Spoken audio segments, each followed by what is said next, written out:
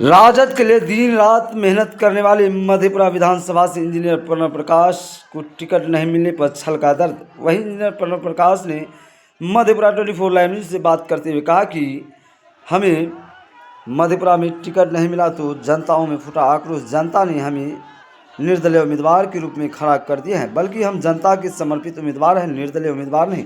आगे देखिए क्या कुछ जानकारी दे रहे हैं। मैं क्षेत्र में लगातार कई वर्षों से हूँ, पार्टी से जुड़ा हुआ हूँ, लेकिन पिछले जो 9 महीने से लगातार जो कार्यक्रम चलाए हम लोग, जो कार्यक्रम जनसंवाद का जो कार्यक्रम चला विभिन्न पंचायतों में, जो हमारे विधानसभा में 40 पंचायत है, कुल मिला के 32 जनसभाएँ की गई और उन जनसभाओं में जो जनसैलाब उभर के आ रहा था, हम लोग मुद्दा सेट कर रहे थे। जो राजनीति में जो मुद्दे होने चाहिए थे, जन सरोकार के मुद्दे, हम लोग वो मुद्दा सेट कर रहे थे यहाँ पे और एक बढ़िया नैरेटिव हम लोग तैयार कर रहे थे।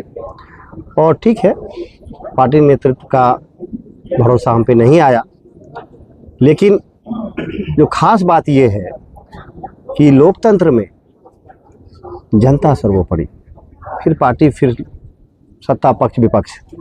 तो जो हमने काम किया, अभी जो जनता निराश हुई, वो हमारे पास आए हमारे तमाम कार्यकर्ता, और लगभग ये जो नामांकन प्रक्रिया से गुजरे हम लोग, वो प्रणव प्रकाश का नामांकन नहीं था, वो उन तमाम कार्यकर्ताओं का, जो जनता मालिक है मधेपुरा विधानसभा का, उनका ये था। आप उस कार्यक्रम के भीड़ को देखे होंगे कि जो उत्साह युवाओं में, जो हमारे अभिभावकों में जो आशीर्वाद का जो मिल रहा था मुझे उस दिन उस नामांकन प्रक्रिया में, वो स्वतः स्फूर्त था। हमने उस नामांकन प्रक्रिया के लिए न कोई निमंत्रण पत्र भेज पाए हम लोग, ना कोई, हमारे पास समय भी नहीं था, लेकिन वो नामांकन प्रणव प्रकाश का नामांकन नहीं था, वो उन तमाम युवाओं के उम्मीद का नामांकन था, उन अभिभावकों के विश्वास का नामांकन था। जो हमारी महिलाएं हैं समाज में, ये उनके लिए एक आशा का नामांकन था।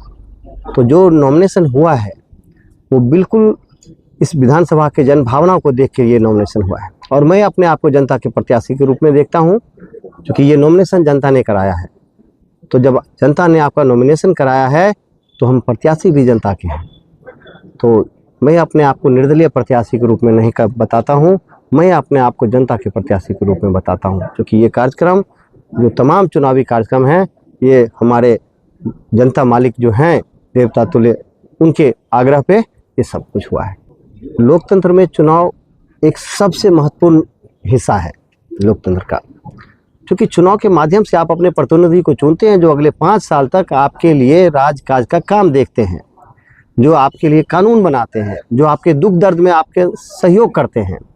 तो मैं इस चुनावी कार्यक्रम को ये देखता हूँ कि जो जन सरोकार के मुद्दे में लेके जा रहा था, जनता उनसे जुड़ रही है कि नहीं, और अगर जुड़ रही है तो क्या उस जनता को हम लोग बूथ पे ले जा पा रहे हैं कि नहीं। और जो तमाम विसंगतियाँ आई हैं हाल के दिनों में, चाहे वो टिकट वितरण की हो या चाहे वो लोकतंत्र में धनबल का प्रभाव हो, हम लोग इस चुनाव के माध्यम से, आप पूरे प्रक्रिया को देखिएगा, बिल्कुल एक साफ सुथरा चुनावी अभियान चलाएंगे, और उस चुनावी अभियान के तहत जनता के जो सरोकार के मुद्दे हैं उसको मेन स्ट्रीम में लाएंगे। ये हमारा उद्देश्य है। मुझे जो नॉमिनेशन दिन के बाद से आज ये दूसरा दिन है, अपार समर्थन मिल रहा है। हजारों की संख्या में जन समर्थन आ रहे हैं, सैकड़ों की संख्या में फ़ोन कॉल्स आ रहे हैं। मुझे नहीं, मेरे तमाम कार्यकर्ताओं को आ रहा है।